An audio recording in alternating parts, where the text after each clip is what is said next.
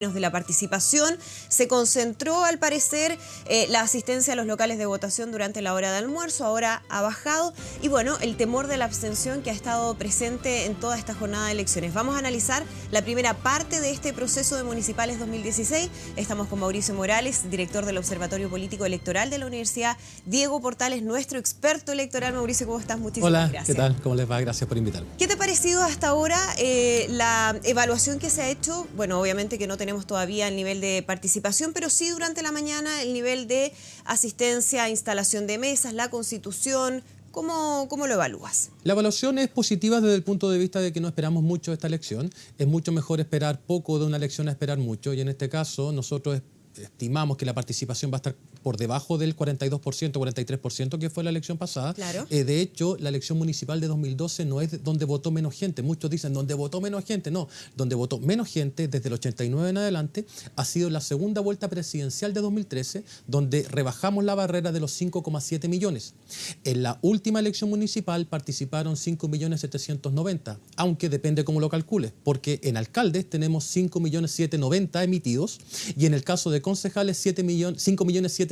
Tenemos 20.000 votos de diferencia que no sabemos qué pasó con ellos. Nunca supimos por qué esa Nunca diferencia. supimos por qué, y más de 6.000 votos están concentrados, perdidos en la comuna de El Bosque. Por lo tanto, si bien acá no se trata de culpar al CERVEL de todo, hay siempre diferencias entre alcalde y concejal en circunstancias de que debería ser una cifra idéntica, porque claro, como mostrábamos ahí, la persona entra con el voto de alcalde, con el voto de concejal y sale con los dos votos y los tiene que depositar. Ahí se producen descuadraturas de mesa. Ahora, Mauricio, hablábamos de esa participación para tener un punto de comparación, lo que fueron las municipales del año 2012. ¿Cuánto fue en ese momento el porcentaje de participación, el porcentaje obviamente de abstención, y qué es lo que se estaría esperando para esta jornada, entendiendo que no hay una bolita mágica para poder predecirlo? En la elección de 2012 la participación fue del 43%, en las elecciones presidenciales subió casi al 50% en la primera vuelta para volver a caer al 42% en la segunda vuelta. La segunda vuelta se pareció más a la elección municipal que a la primera vuelta presidencial en ese sentido.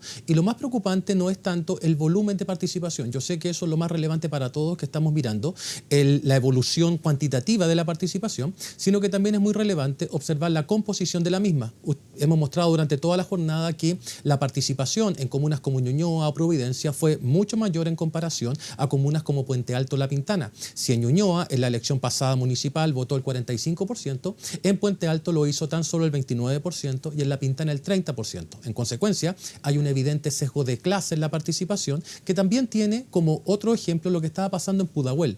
Cuando ustedes mostraron Pudahuel, exacto, había poquita gente votando. Pero eso, de acuerdo a los índices, de acuerdo a las estadísticas, es más o menos la tónica de lo que ha ocurrido en el último tiempo en Pudahuel, donde lleva mucho tiempo como alcalde Johnny Carrasco. Exactamente, ese otro predictor de participación que corresponde a la sensación de competencia o la incertidumbre. Probablemente los votantes de Pudahuel sienten que Johnny Carrasco fácilmente va a acceder al séptimo periodo y en consecuencia, como saben que el resultado puede ser fácilmente pronosticado por ellos mismos, el voto no tiene mucha relevancia. Probablemente va a pasar algo similar. Por ejemplo, en Vitacura puede pasar lo mismo. En Vitacura podría pasar lo mismo, en Las Condes podría pasar lo mismo. Claro. Y de hecho en Providencia, fíjense que esto es muy curioso, el año 2012 no gana la B, no porque la gente de derecha haya cambiado de preferencia, sino porque no salió a votar. El exceso de confianza fue uno de los factores, naturalmente, entre otros, que explicó el triunfo de José Errázuriz, y por eso esta comuna sirve casi como experimento. Vamos a ver si la sensación de competencia hace que los votantes de centro-derecha se vuelquen a las urnas o no. Eso podría pasar también en Ñuñoa, en Santiago, ¿no? En las que han sido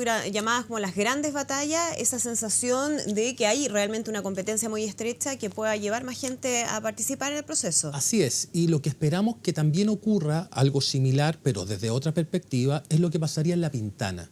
¿Por qué La Pintana creo que es una comuna relevante para estas elecciones? No solamente porque es la comuna más pobre de la región metropolitana, donde uno esperaría, por los niveles de pobreza, que vote poca gente, pero es una comuna que hoy día es altamente competitiva porque el alcalde, que estuvo 6 periodos también, es Jaime Pavés, pierde una encuesta interna y queda como candidata Claudia Pizarro. Exacto. El problema es que Pavés, hoy día candidato a concejal, apoya a un independiente y por el lado de la derecha hay otra candidata. Por lo tanto, ahí tenemos una sensación de competencia bastante alta y no sabemos bien qué va a pasar. Claro. Una competencia que desgraciadamente llegó a una agresión física. Recordemos que a inicios de octubre hubo una denuncia de la propia candidata a la alcaldesa Claudia Pizarro. En aquella oportunidad, bueno, desafiando y contando también y denunciando que habían sido... gente del comando opositor, exactamente. Ahora bien, Gonzalo recién nos contaba lo que estaba pasando, por ejemplo, en el Estadio Nacional, 74 votos de 300, por ejemplo, en una mesa. ¿Eso es más o menos lo que está ocurriendo en general a nivel nacional? Mira, a nivel nacional lo que nosotros proyectamos es una participación que estaría por debajo de lo que ocurrió el año 2012. Hoy día nosotros vemos un poquito de aglomeración y al tiro nos salta el corazón porque pensamos que la gente está saliendo a votar. Sin embargo, hay que ser un poquito más cautos desde esa perspectiva y si es que estamos en torno al 35% o un poquito más cerca del 40%, la patria no se va a destruir, no va a colapsar el sistema político y esto es muy importante de subrayar. Existen otros países de la OECD donde la participación es baja y hay estabilidad democrática.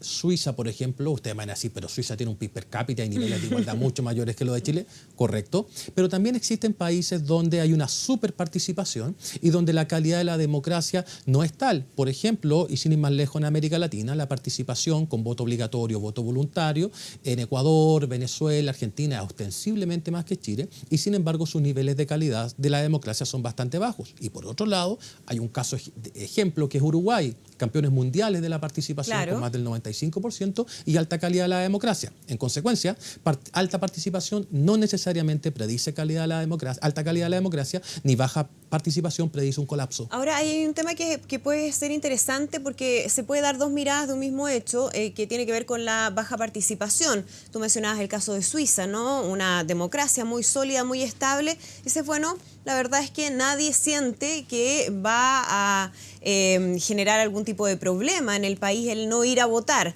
Por lo tanto, también es un símbolo de confianza en el sistema. Pero acá lo estamos interpretando como un símbolo de rechazo hacia el sistema a raíz de lo que hemos conocido de los escándalos de financiamiento irregular de la política y otros, ¿no? Hasta el tema del padrón electoral incluso. Así es, sí. Yo siempre digo que la abstención es como el colesterol. Está la abstención, entre comillas, buena y la abstención mala. La abstención buena es aquella abstención, si pensamos por algún minuto que abstención no necesariamente indica colapso, es aquella abstención que se produce precisamente por lo que dice Andrea. Hay tanta seguridad en que el modelo, el sistema político y el modelo económico funcionan de manera relativamente razonable, pero claramente hay que hacer correcciones, que la gente dice, ¿para qué voy a ir si está todo consolidado, no hay mucho en juego? Y la abstención mala es aquella abstención que se transforma rápidamente en rabia. Y ahí es donde está el problema. Por ejemplo, si es que tú llegas a restituir el voto obligatorio en un escenario donde probablemente prime el colesterol malo y no el colesterol bueno, entonces vas a multiplicar el nivel de colesterol malo y esa abstención la vas a transformar en rabia. ¿Y qué puede pasar? Puede pasar perfectamente que tú al restituir el voto obligatorio, la gente rabiosa, ¿qué va a hacer? ¿Va a votar por los candidatos institucionales o va a preferir un outsider o un populista? Probablemente lo segundo que acabo de señalar. Por lo tanto, hoy día reponer el voto obligatorio no es una muy buena medida. Que es algo que decía Eduardo Engel, ¿no? Expresidente del Consejo Asesor Presidencial Anticorrupción. Él tenía esa misma mirada respecto a, primero hay que solucionar el tema de fondo de este descontento que hay con la política y después vamos a ver si es necesario reponer o no el voto obligatorio. Así es, de hecho, se podría comenzar con planes piloto muy sencillos. Colocar incentivos para votar. ¿A qué me refiero con incentivos? Mayores puntajes en la ficha CAS, mayores puntajes para acceder a subsidios habitacionales, mayor puntaje para acceder a becas, incluso mayor puntaje para acceder a un determinado cargo público. Si es que uno coloca los incentivos en un esquema de voto voluntario, la participación podría reaccionar. Pero si tú de inmediato le impones el voto obligatorio, eso podría traer resultados totalmente distintos a los esperados. O sea, más zanahoria que garrote. Dice. Más zanahoria que garrote. ¿Y por dónde buscar también alguna respuesta dentro de esta abstención mala, como así la interpretamos de lo que ocurre acá en nuestro país? ¿Cómo poder combatir aquello? Para poder solucionar precisamente eso y para que no ocurra lo que tú nos das como respuesta recién dentro de estas situaciones cuando asoma el colesterol malo. Claro.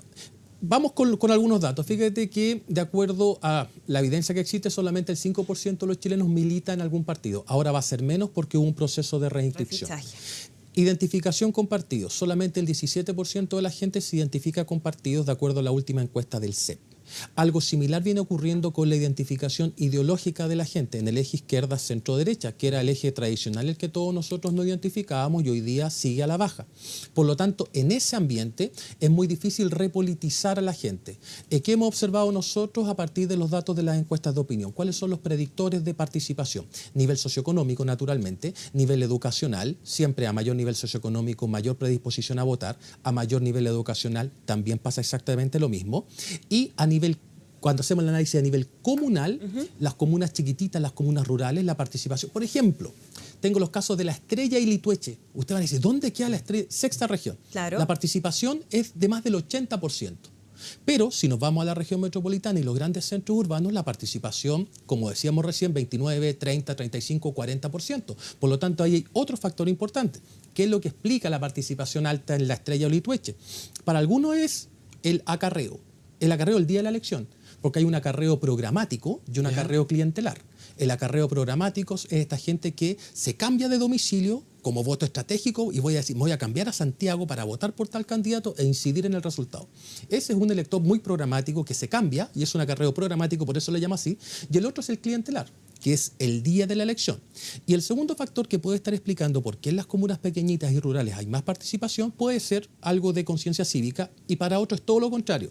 Es porque la ciudadanía a lo mejor no está muy informada de que el voto es voluntario y sigue ocupando en su mente como si el voto fuese obligatorio y por eso sale a votar. Ahora, Mauricio, ya que tú hablas del tema del acarreo programático, es interesante, ¿no? Porque en los últimos días, a propósito del gran error en el padrón electoral, ha surgido la duda de qué iba a pasar, cuál era el efecto, pero hemos conocido también casos bien llamativos de acarreo en términos de comunas, por ejemplo, en la zona norte del país, donde el número de votantes en una comuna es mucho mayor al número de habitantes. Y los mismos habitantes de esas comunas dicen, bueno, aquí estamos cansados de que viene gente de otros lugares a votar y ellos son los que terminan eligiendo a nuestros representantes, a nuestros alcaldes. ¿De qué manera eso podría regularse mejor? De hecho, el CERVEL objetó el padrón en la comuna de Sierra Gorda, donde ya había experiencia de haber repetido la elección por el hecho de un padrón inflado. Donde aparecían hasta 400 personas inscritas en una dirección. En una dirección, claro. Pero fíjate que cuando teníamos el sistema de inscripción voluntaria y voto obligatorio, en las comunas extremas del país pasaba exactamente lo que tú dices. Teníamos más electores que habitantes, pero eso obedecía a que los regimientos dejaban inscritos a los muchachos que hacían el servicio militar ahí. Y esos muchachos no retornaban a su casa y no hacían el cambio de domicilio. Entonces tenían un padrón inflado de manera, entre comillas, natural. Pero en este caso, en el que tú estás comentando en específico, es un acarreo sistemático y eso el CERVEL ya lo objetó, pero seguramente vamos a tener en esas comunas reclamos si es que la gente siente que nuevamente vino gente de afuera a intervenir su elección en su propia comuna. De acuerdo al discurso de los candidatos, ¿crees que ha ido cambiando de los que fueron hoy día a votar, por ejemplo, respecto a una posible impugnación? Por ejemplo, lo vimos en Ñuñoa con el candidato Andrés Ari, que en algún momento, hace algunos días, dijo que él iba a impugnar estas elecciones y ahora no, suavizando un poco más bien su discurso. Sí, mira. Nosotros hicimos el análisis de los 463.000 y fracción de personas que fueron cambiadas de domicilio. Llegamos a la convicción empírica y estadística, a preguntas empíricas, respuestas empíricas, de que los traslados de domicilio habían sido totalmente aleatorios. Es decir, no era que el registro civil en una maquinación haya trasladado y elegido los votantes para pasarlos a comunas donde podía ganar la nueva mayoría. Esa respuesta empírica me deja tranquilo respecto a que aquí no hay ninguna operación de fraude y por eso es tan grave que algunos candidatos hayan señalado que iban o no iban a reconocer el resultado. Eso nunca había ocurrido en la historia reciente de Chile y me alegro que hayan echado pie atrás. Una cosa es impugnar una elección y otra cosa es señalar de antemano que no se va a reconocer el resultado. Lo primero, la impugnación, está dentro de la normativa. Lo segundo es francamente una irresponsabilidad. ¿Y te da la impresión, Mauricio, que de todas maneras podríamos escuchar eso durante las próximas horas, en el momento en que conozcamos resultados de candidatos que, al verse derrotados, saquen inmediatamente el argumento del error en el padrón? Es muy probable que así sea. La palabra impugnación la hemos escuchado poquitito en las elecciones pasadas, ahora seguramente va a ser una palabra que vamos a escuchar con mayor frecuencia. Y déjame darte otro dato importante. Fíjate que los traslados desde Valparaíso, estos cambios domiciliarios de los que estamos hablando, el 30% de esos cambios se hizo hacia Viña del Mar. Yo les pregunto a ustedes, ¿ustedes creen que ese 30% de la gente que estaba en Valparaíso y que fue trasladada a Viña del Mar va a incidir en el resultado de esa elección pensando en que Virginia Reginato va a sacar 60 o 70% de los votos? Seguramente no. De la gente de La Pintana que pasó a Puente Alto, ¿alguien podría sospechar que esa gente de La Pintana que pasa a Puente Alto va a dirimir la elección en Puente Alto, donde el alcalde RN seguramente va a ser reelecto con un amplio margen? Cuando nos hacemos esas preguntas es cuando uno llega a la convicción de que acá no hubo una manipulación maliciosa del padrón o de los domicilios de las personas. Simplemente fue un error. Y afortunadamente ese error se distribuye aleatoriamente. Mauricio, por último, ¿alguna cosa que te parezca llamativa, irregular durante la jornada? Había denuncias, por ejemplo, de proselitismo en algunos locales de votación, de candidatos que estaban ahí dándose vuelta y que era interpretado como una manera también de hacer propaganda. ¿Qué dice la ley al respecto? La ley señala explícitamente que no se puede hacer ningún acto de proselitismo durante el proceso electoral. De hecho, eso puede ser considerado como un delito. Lo mismo aquellos que le sacan fotos al voto. Eso ni siquiera hay que hacerlo como choreza porque puede ser interpretado como un acto de cohecho. Una de las formas que existe para certificar el cohecho es que la persona diga, mira, yo voté por ti y aquí está la foto. Eso también puede ser interpretado como delito y por lo tanto son malas prácticas. Y respecto al libro de la presidenta Bachelet, escuchamos en la mañana que muchos decían, no, el voto se va a anular, la mesa se va a anular. No, incluso si es que la presidenta no hubiese ido a firmar el libro, la mesa quedaría constatada como descuadrada porque no coincidiría el número de firmas con el número de votos, pero en ningún caso se anula ni el voto de ella porque no sabemos cuál es y menos la mesa. Perfecto. Mauricio Morales, muchísimas gracias. Muchas gracias. Vamos a seguir contigo más adelante.